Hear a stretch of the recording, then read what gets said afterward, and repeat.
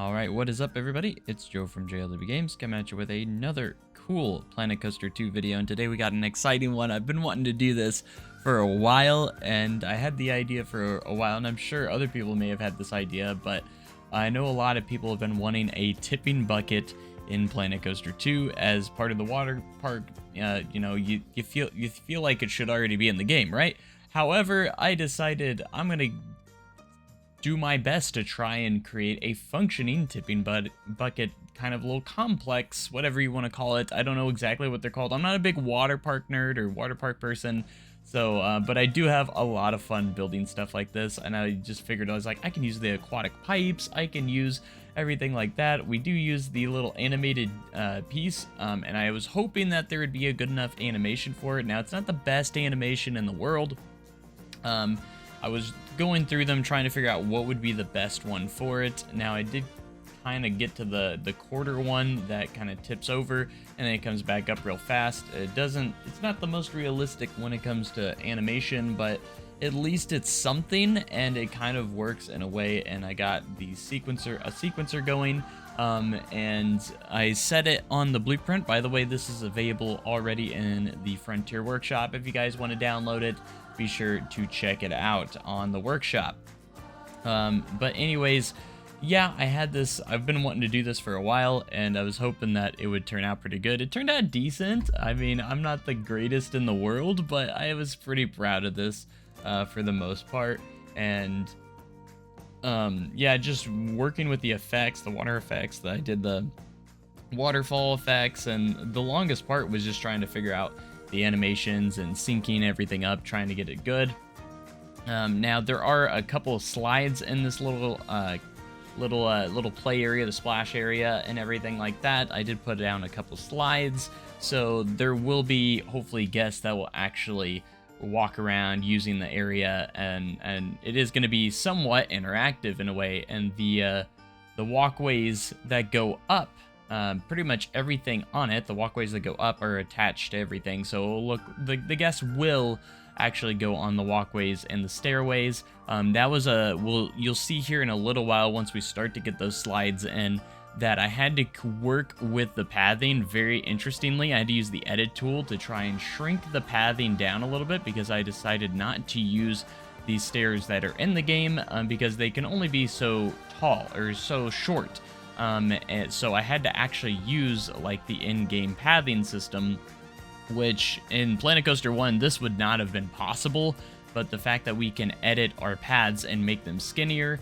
Now, I haven't actually tested this with guests. I hope it works with the pathing. I'd imagine it should still work, and the testing is pending, but as of right now, this is what we have so far. I was pretty, again, excited of how this turned out. For the most part, I did put down a little stone guess to kind of get scale, and these are the first time I kind of made these like really small little body slides for like kids and stuff. So this will be a great little area for kids and everything. Again, not a big water park person. I didn't want this to be too crazy. I know this is probably a fairly small one compared to what we see, but this is where I had to really go in and manipulate the pads. It was a little bit difficult, but it was totally worth it in the end, trying to figure it out, because you can only go so small on them, but you can make them pretty skinny if you can do it right. And that path editing tool, chef's kiss, it's amazing and allows us to do little things like this. It was a little bit awkward the way that the shaping was, but I was able to make it work no matter what, basically. But like, this is the smallest that you can make them width-wise when you just use the regular tools, but then you can use the little manipulator, the little path editing point, where you can edit the points, and you can actually go in and make these really small. And that was the goal here, was to make these really, really small, and to make like a few little slides. That way guests will use them. So this is in a way functional. I also had the shallow pools in here. So everything here should be functional and be interactive with your guests for when you use them. So it's not just for looks. This actually is a functional piece in the game. So that was my biggest goal, was to how can I make it functional but also look really good at the same time. And I think I made it pretty good. Within seconds it already had like 10 downloads when I uploaded it to the workshop. So I noticed that no one's really had done this in the workshop. Maybe someone has and I just haven't seen it, but and if they have, I'd imagine it would do really well. So I was really trying to be like the first successful one with the tipping bucket idea. Now this is, again, not the best in the world, I know, and I'm sure some people will probably go out and take this idea and improve upon it, which is amazing. So but yeah, if you guys want to try and make your own tipping buckets, I would love to see your guys' creations too, based off of this kind of idea that I had. And I'm sure, again, other people probably had this idea as well, but I'm sure there's probably people out there that could really execute this a lot better than I could. But this is the idea, just using the animation pieces and a sequencers to try and actually make it work properly. Now, with the sequencer, I'm surprised you can't make it play every specific on the seconds and everything like that. I might go in and edit it. There might be a way I can make the sequence I was gonna have it do it like maybe every 30 seconds, but the only options on there are continuous, hourly, and that's about it. So I hope Frontier maybe adds an option where you can do play every X amount of seconds, rather than, you know, or at least allow us to make like a proper schedule. And if there is, I didn't see it. Maybe I'm just going crazy. Maybe I just didn't see it properly, but I did not really see an option to do it. So I did leave the sequencer out for you guys to mess with as well in this blueprint. So it's off to the sides, and I have like a little instruction piece off to the side to sync it down where you need it. And then also, of course, have the sequencer out where you guys can actually mess with the sequence as well, and you can kind of do whatever you want with it. I wanted to make sure that it had that functionality where you could mess with the sequencer and everything like that, but I wanted to hide these little flume platforms up here with the little bamboo pieces, which looked really, really good. And then at the end, of course, I had to really manipulate and figure out what I wanted to do with all the pathing that was going to be in the blueprint as well. I decided to use like the little wooden pieces. I thought they looked pretty nice. You guys could probably change into whatever you want, of course, but I thought with the aesthetic, I was kind of going for that wooden aesthetic with the wooden bucket on top for this creation. So but yeah, I would love to see if you guys have better ideas or better building skills when it comes to building something like this. I would love to see them in the Frontier Workshop. So it's up to you guys now to improve upon this idea and make it even better, because I'm sure mine's not going to be the best in the world once other people start to catch on and start making their own tipping buckets. You know, I know a lot of people have been wanting that in Planet Coaster 2, so I thought, why don't I try my best to make my own in a way. I wish we had nice bucket pieces, would be nice, so we can really kind of make those the way we want. Now, I made all the pools the shallow because I wanted them to be kind of like splash pads and everything like that to kind of be really, really nice. And they did turn out pretty nice, so I could have probably done a little bit more, but honestly, I didn't want this blueprint to become too large of a footprint.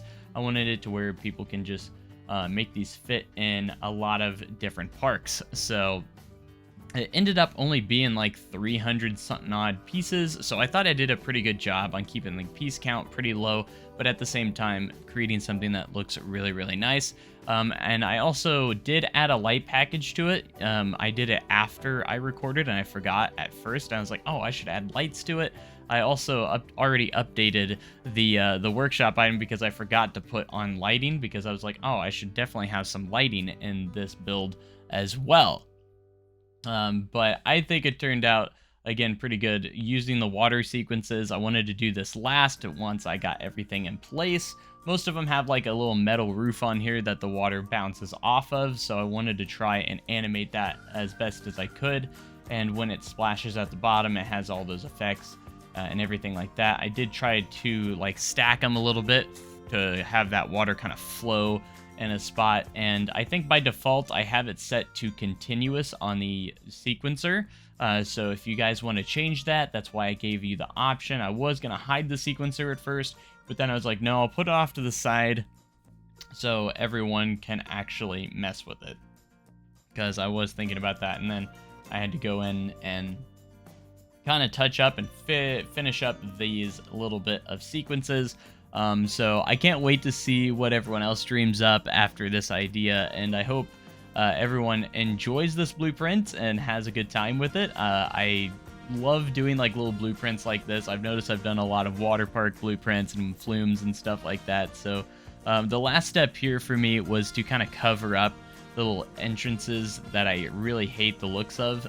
So I wanted to cover those up with some of these bamboo pieces, and then it becomes very, very nice, a lot better looking overall. So I'm very happy with how those turned out overall, and I think it looked pretty good. Like, I was pretty proud of myself for not having much knowledge when it comes to these things. I remember as a kid absolutely loving spending hours upon hours in these little areas, like with the little tipping bucket and everything. It's such a fun area for kids, especially when I was a kid. I absolutely had a ball with these things. So let me know in the comment section if you did too, because they're one of my favorite parts of parks, and I think everyone deserves to have a tipping bucket in the game. Maybe Frontier will make it a lot easier for us to, maybe they'll have a DLC that allows us to build more better functioning ones in the end, but giving those animation pieces have really sparked my imagination of what we can do further. So that's gonna about do it for this speed build, guys. I hope you guys enjoyed. Remember you could download it on the Frontier Workshop now. So make sure you subscribe for more amazing content like this, guys, and for Planet Coaster 2, because we have a lot of Planet Coaster 2 content heading your way in the future, and doing stuff like this, I absolutely love it. So if you want to support me further, hit that join button so you can see episodes like these before anyone else. But that's gonna about do it for this episode, guys. I hope you guys enjoyed it, and I will see you guys next time. Thanks so much, and goodbye.